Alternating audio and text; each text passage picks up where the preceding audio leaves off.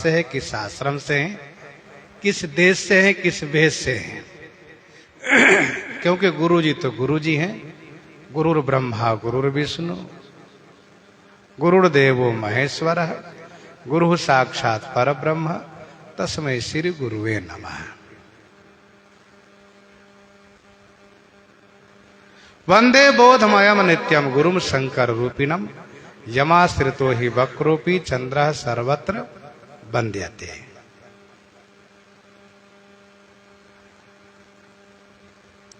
गुरु जी के प्रति निष्ठा होने से। अच्छा, पूरे प्रसंग में हम लोगों ने क्या श्रवण किया? कल गुरु पूर्णिमा भी है, इसीलिए गुरु जी की महिमा पर भी ध्यान केंद्रित होना चाहिए आप सबका।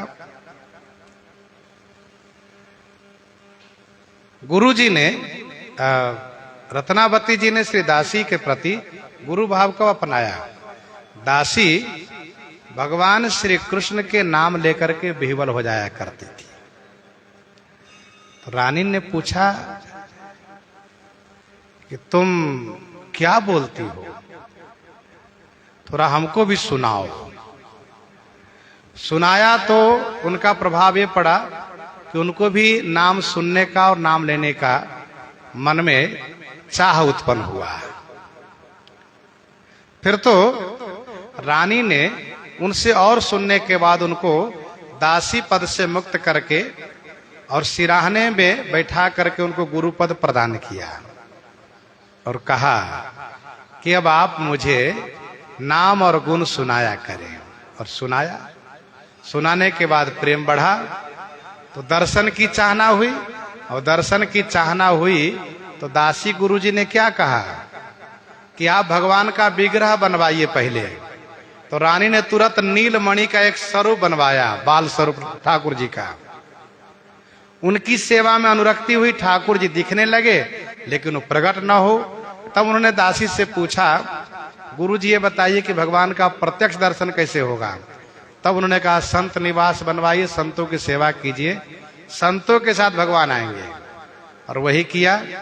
फिर ठाकुर जी संत के साथ आ गए, उनको प्रसाद पवाया। फिर यह बात प्रकट हो गई, और प्रकट हो गई तो राजा ने विरोध करना शुरू किया। लेकिन रानी के बेटा रानी के अनुकूल हैं।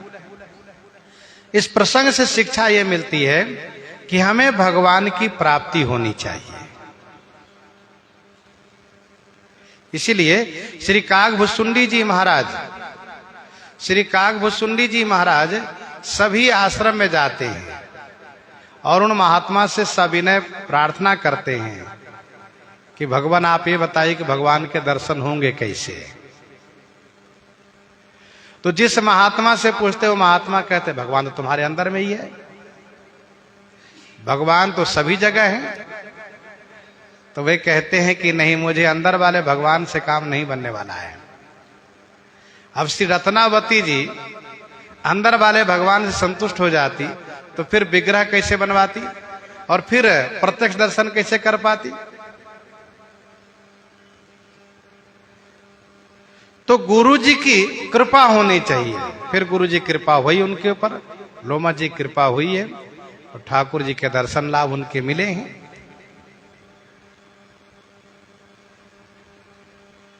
हम लोग श्रवण कर रहे हैं कवित्व के माध्यम से। श्री रत्नावती जी ने सिंह को नरसिंह रूप में देखा, उनकी अर्चना की, उनको माला पहनाया, तिलक लगाया, प्रसादी पवाया, आरती की। सिंह नरसिंह भगवान अपनी पूंछ हिला करके सेवा से प्रसन्नता प्रकट किए और इशारा किए कि मैं इन दुष्टों को मारूंगा। और जाकर के सचमुच सबको मार करके अंतर्ध्यान हो गए। राजा ने सिपाही से पूछा, ये बताओ कि दासी रानी दोनों मर गई कि एक बच गई है कोई? तो सिपाही ने कहा दोनों बची हुई है। कौन मारा? कहा सिपाही, ये जो मंत्री आपके गए थे शेर को लेकर के, सिंह को, मंत्री और उनके सहायक सहयोगी सब मारे गए। अब राजा की आंखें खुली। भूप को खबरी भई रानी जू की सुधी लई, सुनिनी की भांति आप नम्र हो के आए हैं। भूप को कबरी भई। भूप को खबर मिली, रानी जो की सुधी लई, सुनी नी की भांति सिपाही से सब घटना को सुना, और आप नम्र हो के आए हैं। अब राजा माधो सिंह नम्र होकर के रानी रत्नावती जी के पास आए। भूमि पर साष्टांग करी, कई कई मति हरी भरी, दया आप वाके बचन सुनाए हैं। भूमि पर साष्टांग करी।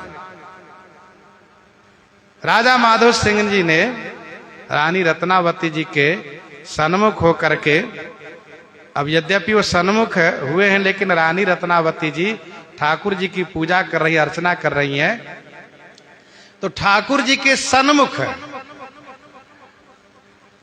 होकर के राजा ने साष्टांग प्रणाम किए, भूमि पर साष्टांग करी।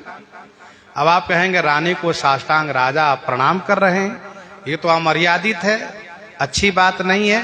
तो देखिए, भक्ति मार्ग में, भक्ति पथ में जो जितना उच्च हो, श्रेष्ठ हो, जो जितना जल्दी भगवान को प्राप्त कर लेता हो, वही सबसे बड़ा हो जाता हो, चाहे बेटा हो, पत्नी हो, वा और कोई नाते रिश्ते में हो।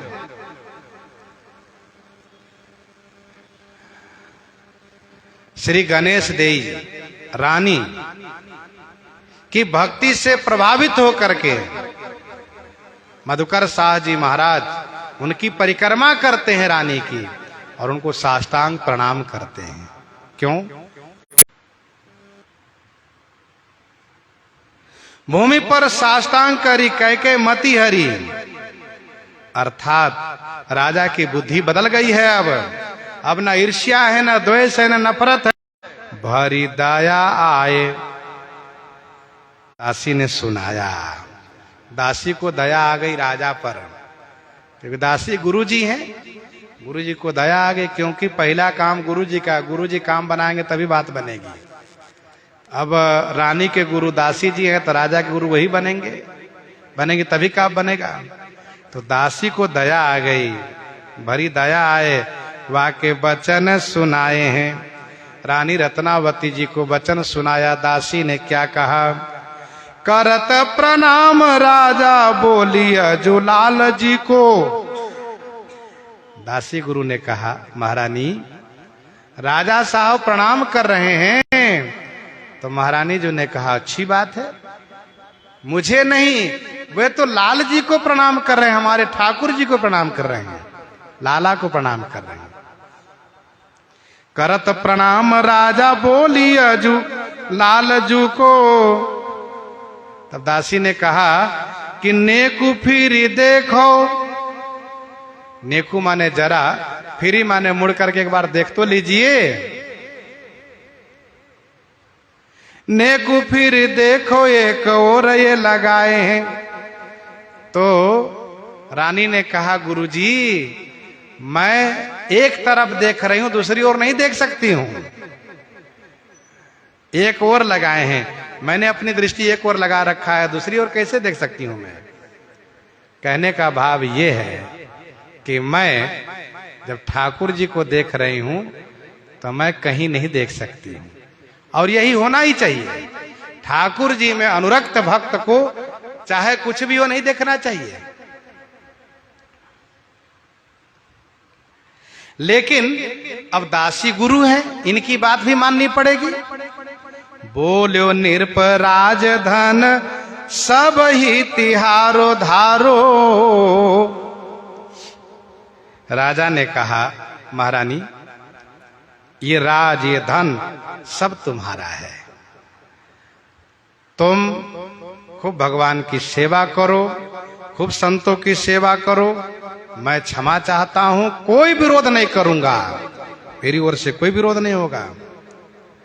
तो रानी ने कहा, क्योंकि उनको पति पे न लोभ, उनको पति से कोई लोभ नहीं है, उन्होंने कहा करो सुख भाए हैं।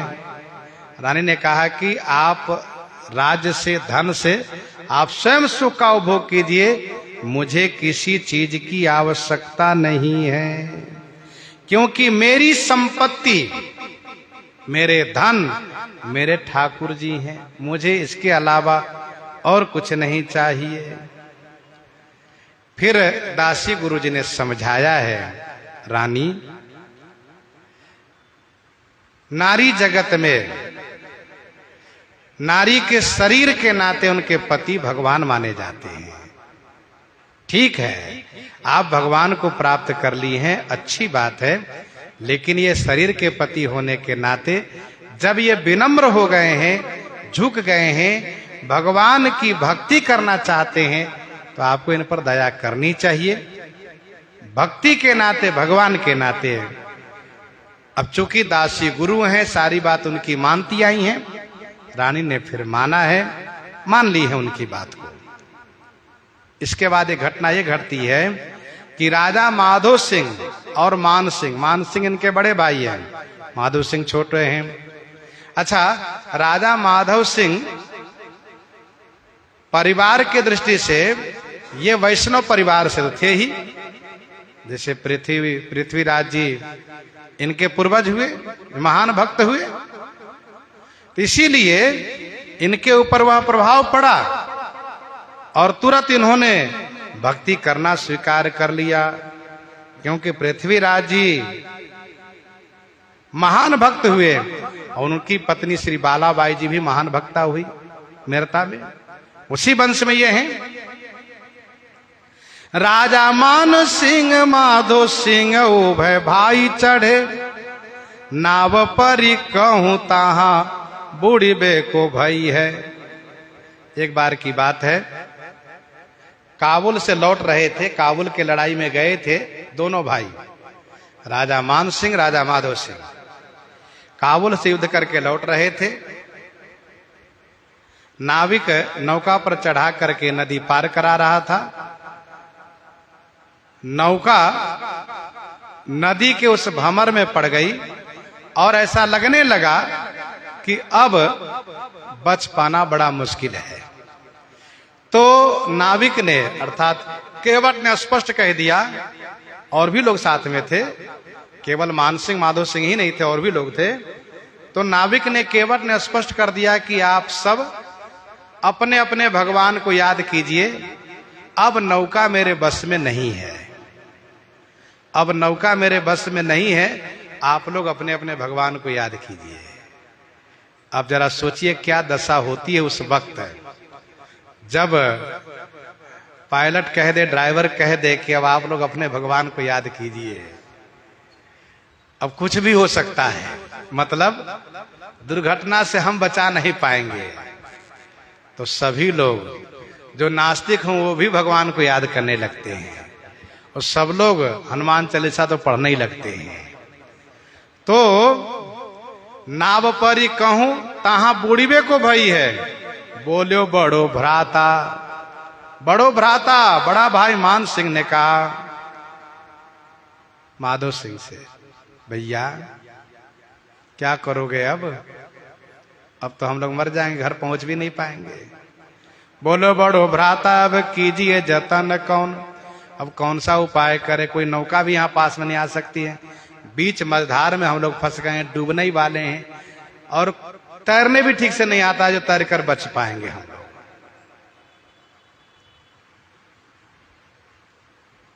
तब माधव सिंह ने कहा, भैया घर में रानी रत्नावती जी महान भक्ता हैं, उनको याद करते हैं, मुझे विश्वास है कि उनकी कृपा से हम पार हो जाएंगे, बच जाएंगे। ऐसा कहा, भावन तिया भक्त कहीं छोटे सूधी दई है। माधव सिंह तब से प्रभावित है जब सिंह नरसिंह होकर के विरोधियों को मार करके इनकी रक्षा की है, तब से पूर्ण विश्वास है।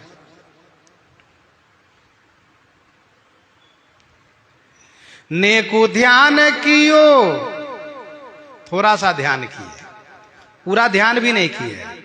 अच्छा, मान सिंह बड़े भाई है, इसीलिए वह छोटे भाई की पत्नी को पूरा ध्यान कर भी नहीं सकते, लोक मर्यादा से छोटे भाई की पत्नी है। तो माधव सिंह ध्यान किए, मान सिंह जरा ध्यान किए, थोड़ा सा ध्यान किए, और भक्ता नाते, वैष्णव नाते, भक्ति के नाते जैसे ध्यान किए तब आनी के किनारे लियो, तुरंत नौका किनारे पहुंच गए एक झटके में। नदी में ऐसी लहर आई कि लहर ने तुरंत नौका किनारे पहुंचा दिया। केवट ने कहा अब आप सब निश्चिंत हो जाइए, बच गए आप लोग। राजा मान सिंह ने कहा माधव सिंह तुम्हारी पत्नी इतनी बड़ी भक्ता है, जो नदी से बचा सकती है वो भवसागर से भी हमें बचा सकती है, इसलिए अब हम तो उनका दर्शन करेंगे। ये लसायो जेठ चाह नहीं भई है, यद्यपि रिश्ते में जेठ हैं लेकिन नहीं चाहना हुई है क्या कि हम तो दर्शन करेंगे उनका। कार्यो आए दर्शन बिनय करी गयो भूप, आकर दर्शन किए दोनों भाई, विनती किए। अति ही अनूप कथा ही व्यापी गई है। स्वामी प्रियादास जी कहते हैं यह कथा अति अनूप है, इसलिए मेरे हृदय में व्याप्त हो गई है। राजा मान सिंह माधव सिंह सीधे मेरता आ गए, दिल्ली गए नहीं। और लोग दिल्ली पहुंचे तो बादशाह ने पूछा पत्र के द्वारा, क्यों भाई आप दोनों घर चले गए, यहां नहीं आए आप लोग? तो मान सिंह ने इसका उत्तर दिया ऐसी सी बात थी इसलिए हम लोग घर चले आए। तो बादशाह ने कहा कि जब ऐसी बात है तो हम भी दर्शन करेंगे, क्योंकि जिनके स्मरण से तुम नदी पार हुए, जिनके दर्शन से संसार सागर से पार होने की बात करते हो, तो क्या हम भव से पार होना नहीं चाहते हैं? हमें भी भव से पार होना है, इसलिए हमें भी दर्शन करना है। मान सिंह ने कहा सुनिए, दर्शन 4 प्रकार के होते हैं। एक दर्शन प्रत्यक्ष होता है, दूसरा दर्शन मूर्ति या चित्र का होता है, तीसरा दर्शन ध्यान का होता है। इस प्रकार का वो बताए। मान सिंह ने कहा सुनो, आप प्रत्यक्ष दर्शन तो कर नहीं सकते हैं, या तो मानसी दर्शन करिए तो आप में ये संभव नहीं है। प्रत्यक्ष दर्शन हम लोग करने नहीं देंगे, क्योंकि हमारे कुल बहू है, हमारे घर की महिला है, हम क्षत्रिय हैं, दर्शन करने नहीं देंगे। और आप दर्शन करना चाहो तो आपको चित्र के माध्यम से दर्शन हम करा सकते हैं, अथवा स्वप्न में दर्शन कर लेना। देखो 4 तरह के दर्शन होता है। एक तो प्रत्यक्ष दर्शन हो जाए तो अच्छी बात है, नहीं हुआ तो चित्र का दर्शन हो जाए तब भी ठीक है, ये भी नहीं संभव हुआ तो ध्यान में दर्शन हो जाए तब भी ठीक है, वो भी नहीं हुआ तो स्वप्न में दर्शन हो जाए तब भी बढ़िया होता है। क्योंकि अजहु जासुर सपने हुकाऊ बसहु लखन सिय राम, बटाऊ राम धाम पथ पायहि सोई। बादशाह ने कहा चित्र का ही दर्शन करा दो मुझे। तो मान सिंह ने चित्र मंगवाया, बादशाह ने उस चित्र का दर्शन किया, उनके प्रति भक्ति हुई, अपना जो वो पूजन घर बना रखा है वहीं पर उनको पधराया। क्योंकि बादशाह को भी यह बात समझ में आ गई है, सब लोग जान रहे हैं जितने भक्त हैं कि बिना संत के भगवंत की प्राप्ति संभव नहीं है। जब तक भक्त कृपा नहीं करेंगे तब तक भगवंत नहीं मिलेंगे। इस प्रकार के ये रत्नावती जी का मंगलमय चरित्र है, जिन्होंने दासी को गुरु बना करके भगवान को प्राप्त किया, राजा को भी प्रभावित किया, राजा भी भक्त हो गए। यही इनकी भक्ति है। कल के तिथि आषाढ़ पूर्णिमा है, और आषाढ़ पूर्णिमा गुरु पूर्णिमा के नाम से प्रसिद्ध है। इसको व्यास पूर्णिमा भी कहते हैं, गुरु पूर्णिमा कहते हैं। और गुरु जी की पूजा की विशेष तिथि निर्धारित की गई है। हमारे गुरु जी कहा करते थे कि तब पूर्व काल में गुरुकुल चलाते थे ऋषि महर्षि लोग, और उसमें विद्यार्थियों को शिक्षा देते थे। आषाढ़ पूर्णिमा को पूजन करा करके सावन भर के लिए छुट्टी करते थे। तो आषाढ़ पूर्णिमा को पूजन करा के जिनकी पढ़ाई पूरी हो जाती थी, उनको ये कह दिया जाता था कि पढ़ाई पूरी हो गई, अब आप चाहे तुम घर में जाकर रहो और चाहे बाबा जीवन के भजन करो, तुम्हारी इच्छा। तो कुछ ऐसे हैं जो ज्ञान प्राप्त करके भक्ति करने लगते थे, और बहुत ऐसे हैं जो घर में चले जाते थे। ये होता था। फिर श्रावण के बाद श्रावण पूर्णिमा पर श्रावणी करके वेद की पढ़ाई शुरू होती थी। तो भगवान वेदव्यास जी द्वारा यह गुरु पूजा की विशेष तिथि निर्धारित की गई है कि विशेष रूप से आषाढ़ पूर्णिमा को गुरु पूजा करनी चाहिए। वैसे गुरु जी की पूजा नित्य होनी चाहिए, नित्य करनी चाहिए, जैसे भगवान की पूजा करते हैं, देवी देवता की पूजा करते हैं। जब ठाकुर जी श्री वाल्मीकि जी स्पष्ट कहते तुमते अधिक गुरु जी जानी सकल भाई से वही सन्मानी, और गुरु बिनु भवनी तरई न कोई जो बिरंजी शंकर सम होई। तो गुरु जी की पूजा नित्य होनी चाहिए।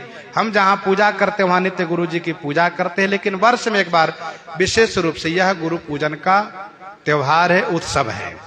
और इसलिए सभी जगह सभी शिष्य अपने गुरु जी की पूजा करते हैं, ये विधि है।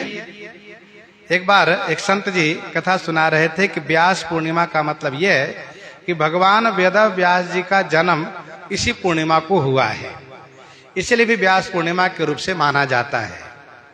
भगवान वेद व्यास साक्षात भगवान के अवतार हैं। पुराणों में इनकी कथा है। चेदी देश के राजा बसु, जिन पर इंद्र प्रसन्न होकर के विमान प्रदान किए, अब वो विमान पर बैठ करके ऊपर चला करते थे, इसलिए उनका नाम हो गया ऊपरी चर बसु। ऊपरी चर बसु हो गए वे घूम रहे थे। एक बार की बात है, यद्यपि उनकी रानी ने प्रार्थना किया था कि आप घर में ही रहें, लेकिन उनकी बात न मान करके वे शिकार हेतु वन में गए। वन के रमणीयता को देखने से उनका तेज स्खलन हुआ। तेज को उन्होंने अशोक पत्र पर रख करके एक बाज पक्षी के द्वारा रानी के पास भेजना चाहा, लेकिन दूसरा बाज इनसे भिड़ गया। बाज में लड़ाई होने से वह अशोक पत्र वाला जो तेज था, वीर था, वह नदी में गिरा और उसको पान कर ली एक मछली। वह मछली जो ब्रह्मा जी से श्रापित अद्रिका नाम की अप्सरा मछली बन के रह रही है, उसने पान कर लिया। तो उस तेज के प्रभाव से उससे मत्स्य के, उस मछली के पेट में स्वाभाविक रूप से बच्चे का सृजन हुआ। मछुआरे के जाल में ये मछली आ गए। बड़ा विचित्र, दूसरे ढंग के विचित्र ये अद्भुत मत्स्य का दर्शन हुआ। फिर मत्स्य को पेट चीरा गया तो उसमें से 2 बच्चे का दर्शन हुआ, एक बेटी एक बेटा है। अब चूंकि वह सारा राज्य चेदी देश का है, ऊपरी चर बसु का राज्य है। अच्छा, मछुआरों के जो सरदार है वह है दासराज। फिर तो राजा को बताया गया कि मछली के पेट से इस प्रकार से एक बेटी एक बेटे का जन्म देखा गया है, पाया गया है, प्रकट हुए दोनों। ये राजा ऊपरी चर बसु ने बेटे को स्वीकार कर लिया, यह कह करके कि मेरे पास बेटा नहीं, इसलिए मैं इसको स्वीकार करता हूं। बाद में चल करके बहुत बड़े धर्मात्मा मत्स्यराज वही हुए हैं, उनका नाम मत्स्य था। और कन्या जो थी उनके शरीर से मछली की गंध आती थी, तो राजा ने उसको स्वीकार नहीं किया। राजा ने स्वीकार न करके बल्कि दासराज मल्लाह जो है उसको दे दिया। मल्लाह ने उसको पालन करना शुरू कर दिया। यद्यपि वह रूप से संपन्न थी, लेकिन उनके शरीर से मछली की गंध आती थी, इसलिए मत्स्य गंधा भी उसको कहते थे। और साथ साथ वह सत्य मार्ग पर चलने वाली सत्य स्वरूपा थी, इसलिए उसका नाम सत्यवती भी था। मत्स्य गंधा, सत्यवती, ये उनका नाम था।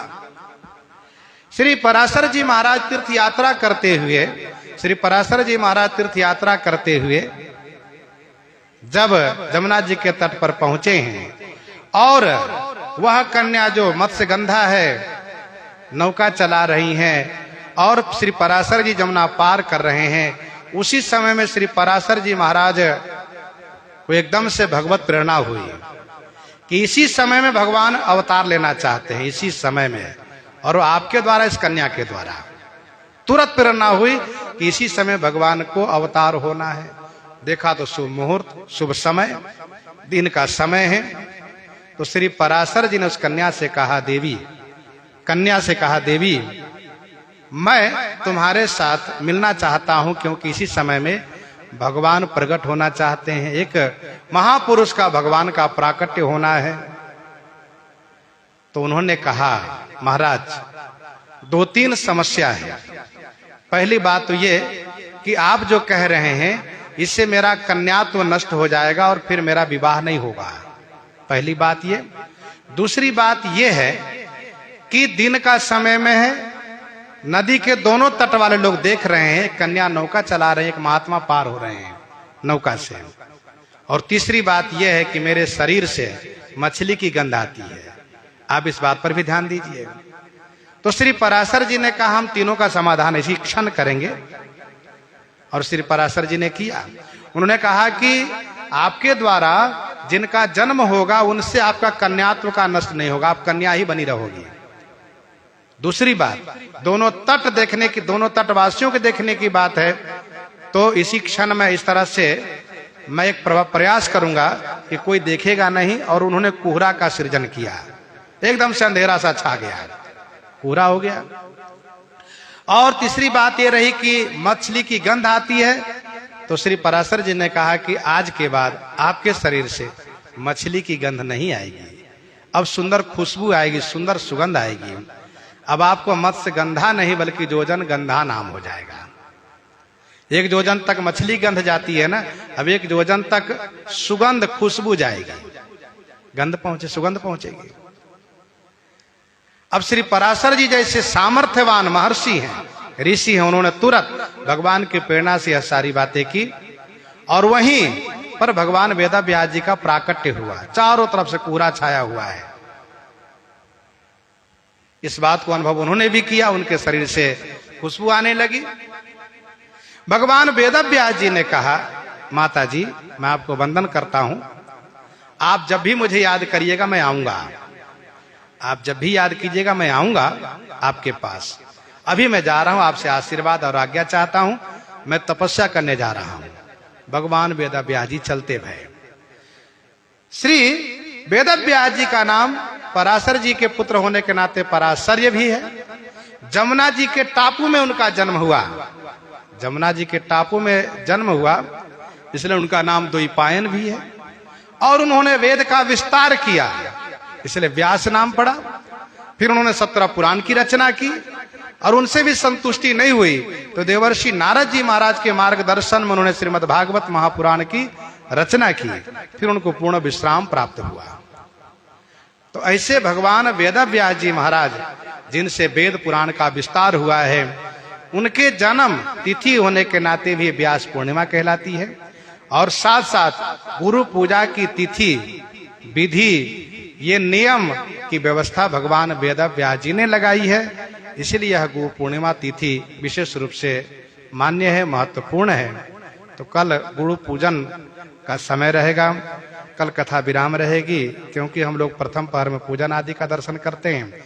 संध्या काल में श्री गुरु वशिष्ठ जी के आश्रम पर गुरु वशिष्ठ कुंड जाते हैं, वहां पर दर्शन करके आते हैं। इसलिए कल कथा विराम रहेगी, फिर परसों हम लोग कथा क्रम में जुड़ेंगे इन्हीं के साथ। सीताराम सीताराम सीताराम।